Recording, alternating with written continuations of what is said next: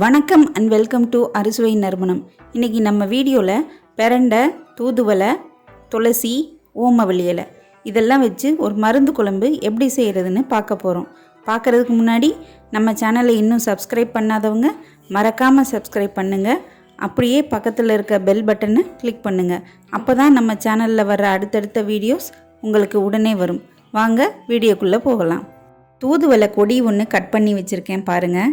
அது ஃபுல்லாகவே முள் தான் இருக்கும், இலையிலையும் முள் இருக்கும். அதோட காய் பட்டாணி சைஸில் கத்திரிக்காய் மாதிரி இருக்கும். இதில் பூ வயலட் கலரில் இந்த மாதிரி இருக்கும். இதில் முள் நிறையா இருக்கிறதுனால சிசர் வச்சு கட் பண்ணுங்க. கையில் முள் நிறையா குத்துறதுக்கு சான்சஸ் இருக்குது. அதனால் கவனமாக கட் பண்ணி ஒரு 20 இலை எடுத்துக்கோங்க. துளசி 25 இலை எடுத்து வச்சுக்கோங்க. ஓமவல்லி இலை இந்த சைஸில் 6 இலை எடுத்து வச்சுக்கோங்க. பிரண்டை இந்த மாதிரி பிஞ்சாக பார்த்து எடுத்துக்கோங்க. எனக்கு வீட்லேயே நாங்கள் வளர்க்குறதுனால இந்த சைஸில் எனக்கு பிஞ்சாக கிடச்சிது. நீங்கள் மார்க்கெட்டில் வாங்கினீங்கன்னா முத்தல் கலந்து வரும். அந்த முத்தலை அவாய்ட் பண்ணிடுங்க. ஏன்னா அதில் நார் கொஞ்சம் நிறைய வரும். பிரண்டையில் இருக்க நாரை இந்த மாதிரி எடுத்துட்டு ரெண்டாக உடைச்சோன்னா பிஞ்சு பிரண்டை ஈஸியாக உடைக்க வரும். உங்களுக்கு கையில் உரிக்க வரலன்னா இந்த மாதிரி கத்தியை வச்சு ஓரத்தில் இருக்க நாரை கட் பண்ணி எடுத்துட்டு உடைச்சி வச்சுக்கோங்க. பிரண்டையை உரிக்கும்போது ஒரு சிலருக்கு கையில் அரிப்பு வருங்க. அந்த மாதிரி இருக்கிறவங்க கையில் கொஞ்சம் நல்லெண்ணெயை தடவிட்டு க்ளீன் பண்ணிங்கன்னா அந்த அரிப்பெல்லாம் இருக்காது. பசி இல்லாதவங்களுக்கு இந்த பிரண்டையை சமைச்சு கொடுத்தோன்னா நல்லா பசி எடுக்குங்க. அது மட்டும் இல்லை, எலும்பு மூட்டுகளுக்கெல்லாம் கூட ரொம்ப நல்ல மருந்துங்க இது. இந்த குழம்பு வச்சுட்டு லாஸ்ட்டில் இறக்கும்போது ஒரு பொடி போடணும். அதுக்கு மசாலாவை வறுத்து அரைச்சி எடுத்துக்குவோம். ஸ்டவ்வில் ஒரு கடாய் வச்சு அதில் 2 ஸ்பூன் தனியா சேர்த்து நல்லா ஃப்ரை பண்ணி எடுத்துக்கோங்க. அதுக்கப்புறம் 1 ஸ்பூன் கடலைப்பருப்பு சேர்த்து அதையும் வறுத்து எடுத்து வச்சுக்கோங்க. அதுக்கப்புறம் 1/2 ஸ்பூன் மிளகு, 1/2 ஸ்பூன் ஜீரகம் ரெண்டையும் சேர்த்து அதையும் படபடன்னு நல்லா பொரியும் போது எடுத்து வச்சுக்கோங்க. அடுத்து 1/4 ஸ்பூன் வெந்தயம் சேர்த்து நல்லா வறுத்து எடுத்து வச்சுக்குவோம். இந்த வறுத்த பொருளை எல்லாத்தையும் மிக்ஸி ஜாரில் சேர்த்து நல்லா பவுடர் பண்ணிட்டு வந்துடுவோம். இந்த குழம்புக்கு போக மிச்சம் பொடியை ஒரு பாக்ஸில் போட்டு எடுத்து வச்சுக்கிட்டிங்கன்னா அடுத்து எப்போ குழம்பு வச்சாலும் இந்த பொடியை யூஸ் பண்ணிக்கலாம். அடுத்து எடுத்து வச்சுருக்க மூலிகையெல்லாம் எண்ணெயில் வதக்கிக்குவோம்.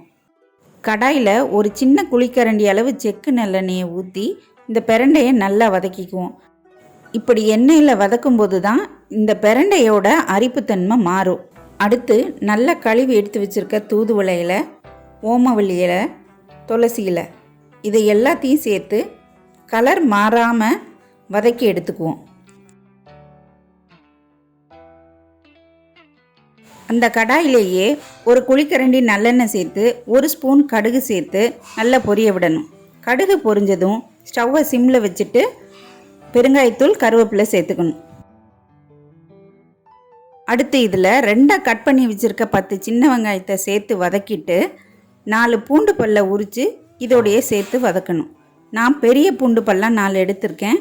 அதனால் 2 கீரி இதில் சேர்த்து வதக்கியிருக்கேன். இந்த வெங்காயமும் பூண்டும் வதங்கிறதுக்காக கொஞ்சமாக கல் உப்பு சேர்த்து வதக்கிக்கணும். இந்த ஸ்டேஜில் ஏற்கனவே வதக்கி வச்சுருக்க மூலிகையெல்லாம் அரைச்சி இதில் சேர்த்துக்குவோம். இதை எண்ணெய் பிரிஞ்சு வர வரைக்கும் வதக்கும்போது இந்த மூலிகையோட வாசனை, துளசி, கற்பூரவள்ளியெல்லாம் சேர்த்துருக்கோமான்னு நம்மளுக்கே டவுட் வரும். அந்தளவுக்கு இதை வதக்கிட்டோன்னா வாசனையே வராது. மூலிகையெல்லாம் இந்தளவுக்கு வதங்கினோடனே ஸ்டவ்வை சிம்மில் வச்சுட்டு 1/4 ஸ்பூன் மஞ்சள் தூள், 2.5 ஸ்பூன் மிளகாய்த்தூள் இதெல்லாம் சேர்த்து அந்த எண்ணெயிலேயே வதக்கிடலாம். அப்போ தான் பச்சை வாசனை போய் குழம்பு ஒரு நல்ல மனம் கிடைக்கும். இந்த குழம்பு மிளகாய்த்தூள் நார்மலாக நம்ம வீட்டில் என்ன யூஸ் பண்ணுவோமோ அதை போட்டாலே நல்லாயிருக்கும். இப்போது ஒரு பெரிய நெல்லிக்காய் சைஸில் புளியை கரைச்சி வடிகட்டி இதில் சேர்த்துக்குவோம். இதுலேயே குழம்புக்கு தேவையான உப்பு, தேவையான அளவு தண்ணி எல்லாம் ஊற்றி நல்லா கொதிக்க விடணும்.